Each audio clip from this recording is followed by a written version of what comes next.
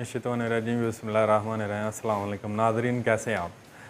कल जैसा कि मैंने आपको बताया था कि कल तहरीक लब्बैक के जो सरबराह हैं हाफ़िज़ साद रिज़वी साहब, उनसे तफ़सीली मुलाकात हुई है और कुछ जो अहम पॉइंट्स हैं जो उन्होंने कभी पब्लिक में डिस्कस ज़रूर किए हैं लेकिन मीडिया की नज़र में नहीं आए और ना ही मीडिया ने ऑन एयर किए, ना अखबारों की ज़ीनत बने।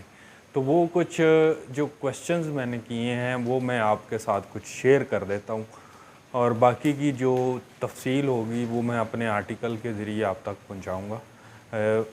उनसे मैंने सबसे पहला क्वेश्चन यही पूछा था कि क्या आपकी जमात पर लेबल लगा हुआ है कि आपको फ़ौज ने लॉन्च किया है और आप उनकी मर्ज़ी से ही हमेशा बाहर निकलते हैं।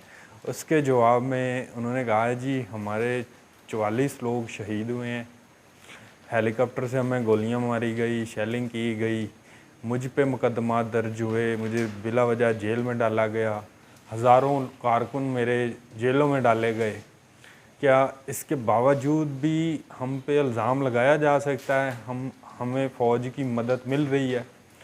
अगर फ़ौज की मदद मिल रही होती तो हम कभी जेलों में नहीं जाते और ना ही हमारे लोग शहीद होते। और फिर उनसे मैंने पूछा कि जी आपने एक मुआहदा किया है फ़ौज के साथ कि आइंदा आप दोबारा कभी सड़कों पर नहीं निकलेंगे। इसके जवाब में उन्होंने बड़ा मज़ेदार जवाब दिया। पहले तो वो थोड़े से गुस्से में आए, फिर उन्होंने कहा कि साहब तुम बड़े जज्बाती किस्म के सवाल पूछते हो। उन्होंने जवाब में कहा कि जी फ़ौज के साथ हमारा कोई मुआहदा नहीं हुआ। मेरा पहले दिन से ही मौक़िफ़ है, क्योंकि मुझे मेरे वालिद साहब ने बताया था कि बेटा ज़िंदगी में कभी फ़ौजियों पे एतबार ना करना, सियासतदानों पे चाहे कर लेना। मैं फ़ौज की सियासत में मुदाखलत के सख्त ख़िलाफ़ हूँ, तो इसी बात पर मैं कायम हूँ और इसी को ही आगे लेके चल रहा हूँ। अगर मैंने फ़ौज की मदद से ही पार्लियामेंट में पहुँचना है तो इससे बेहतर है कि मैं पार्लियामेंट से बाहर रह के लोगों की खिदमत करूँ, जो हम ऑलरेडी बलूचिस्तान में लोगों की खिदमत कर रहे हैं। हम हुकूमत में भी नहीं हैं और ना ही हमें कोई फ़ॉरेन फंडिंग आती है।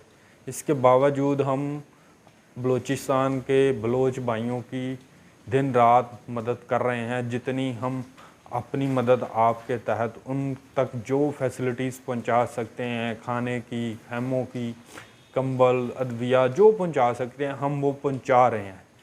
हमें इसके लिए किसी का सहारा लेने की, किसी से शाबाश लेने की ज़रूरत नहीं है। और जो एक और मैंने उनसे क्वेश्चन किया कि आप 2018 से लेकर आज तक जितने भी ज़िमनी इलेक्शन हुए हैं सब में आप तीसरे नंबर पे आ रहे हैं। पंजाब हो या कोई और भी सूबा हो, हर जगह आप तीसरे नंबर पे हैं। पहले नंबर पे दूसरी बड़ी जमातें होती हैं, फिर वो उन्हीं के कैंडिडेट हैं, वही इलेक्शन जीतते हैं या हारते हैं, आप कहीं नज़र नहीं आते। उन्होंने कहा जी मैं अगर तीसरे नंबर पे आता हूँ तो इसका मुझे कोई गम नहीं है। हाँ, अगर मैं डील करके आऊँ फिर मैं इस डील पे भी लानत भेजता हूँ।